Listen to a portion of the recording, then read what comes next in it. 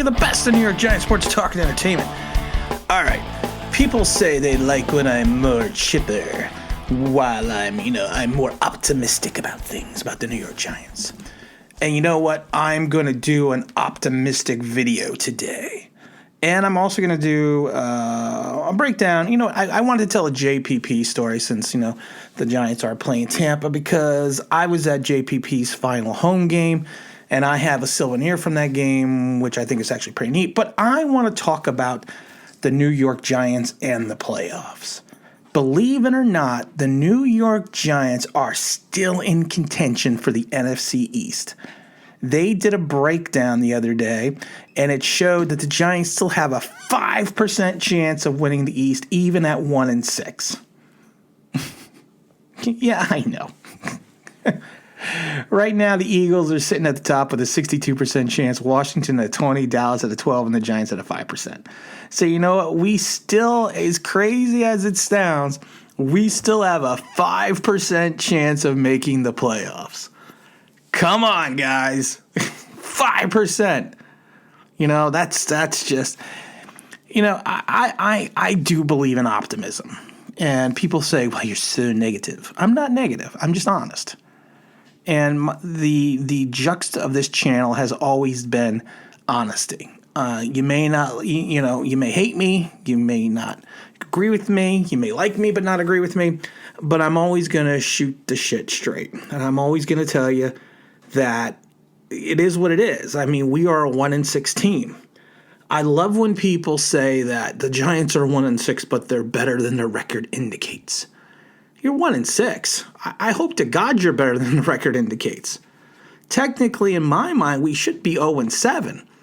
But Ron Rivera went stupid on us. Well, thank God for us that he went stupid and decided, well, that was the dog closing the bathroom door. Evidently, he wants some privacy. Evidently, Ron Rivera just decided, you know what?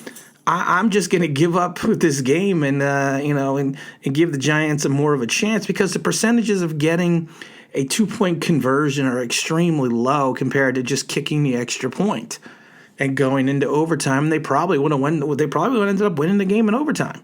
So we have to thank Ron Rivera for that at this point in time. Now, have the Giants played well in spots? Of course they have.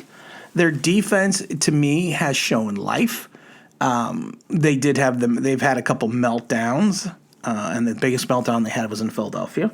They have a difficulty of getting off the field on third downs, and we have the tendency of giving up extremely long drives, which it's one of those things that it's kind of difficult, because you know what, there's the problem with the Giants, and has been the problem with this for years, is there always seems to be some type of breakdown.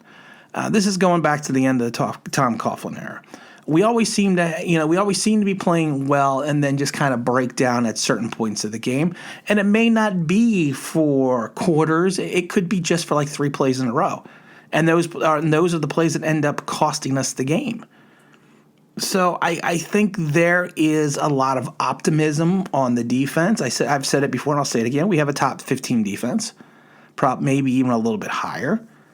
We'll get more of an idea of our defense when we play Tampa, because I know Gronkowski's not having a good season, but we still can't cover the slant. Years this has been going on. And the other concern I have is Patrick has been playing a lot of zone. And he's known more as a man-to-man guy, and which is kind of perplexing to me that he's playing more zone. And playing zone against Tom Brady is going to be disastrous. If Nick Mullins can pick us apart in the zone, we're going to have problems. Even Mitchell Trubisky at one point, before he turned back into Mitchell Trubisky, was picking us apart in the zone defense. Tom Brady is going to find the holes in the zone defense. We need to go man-to-man. We have to trust our pass rush, which we really don't have.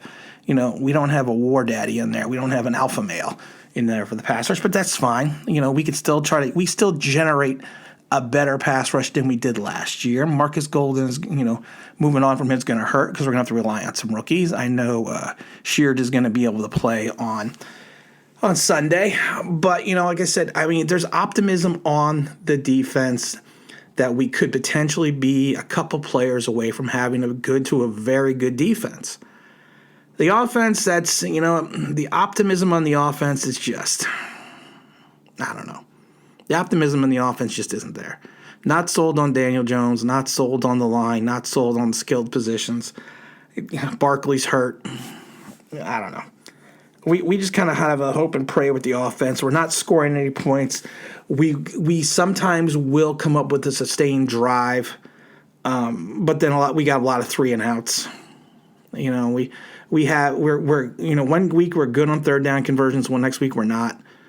I mean, it's just there's no fluidity in the offense. It's just too up and down, and I don't blame Jason Garrett because Jason Garrett can only call the game with the players he has. And a lot of those big plays with Daniel Jones, those big the runs he has, those are design runs. And I think people need to stop thinking that he is Lamar Jackson because he's not.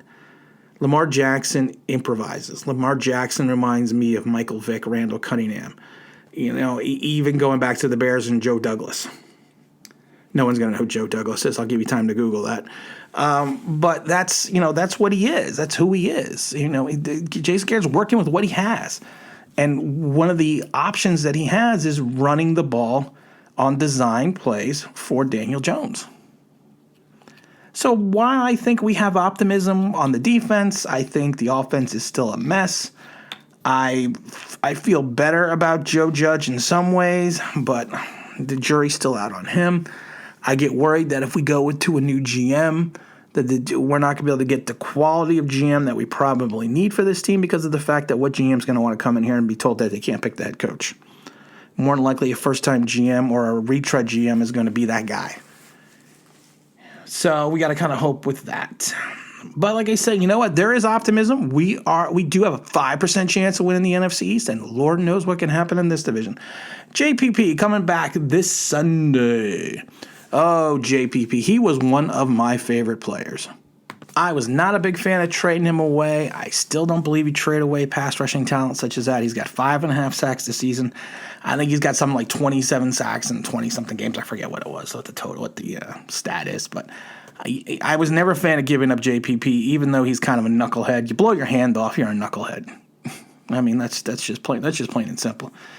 I got in trouble during that because I took the thumbs up symbol on my Facebook page and I took off the thumb and said JPP gives thumbs up to this thumbs up to this video. So I got a lot of crap for that, but I thought it was funny. But you know what? Short JPP story. We're in the last game of the season a couple years back. JPP's final year. They're playing Washington.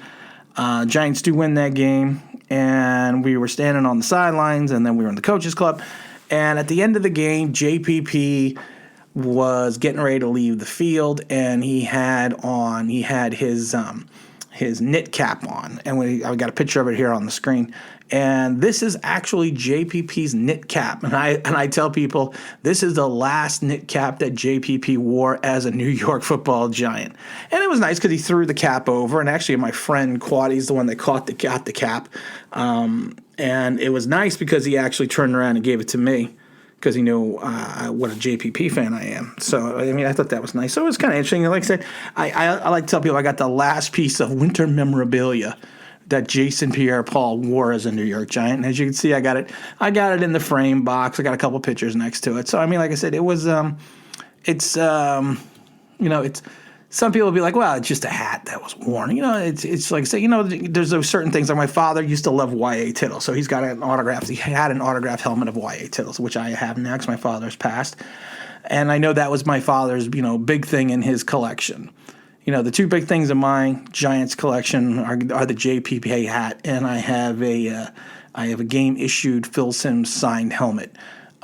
Which is I have on one of my mantles. So like I said, those are some of the pieces of memorabilia. I thought it was pretty interesting. Like I said, it was funny because nobody knew it was going to be his last Giants game. So I mean, it was and it was nice that, like I said, he literally did come over and just talk. Like I said, we were standing on the sideline. He gave the hat to my buddy. So I mean, I thought that was kind of, like I said, I didn't get it. It would have been cooler if I got it, but you know what? It's It's just a good Jason Pierre Paul memory. While I'll be rooting for the Giants to win, I will be rooting for Jason Pierre Paul at the same time. So we're gonna do a show in the next couple days breaking down the Tampa game, talking a little bit more about Andrew Thomas and a couple other things. But again, this is Tim with Online Big Blue, bringing you the best in New York Giants sports talk and entertainment. And as always, if you could subscribe, if you ring that bell, I think you know what that means. That'd be awesome.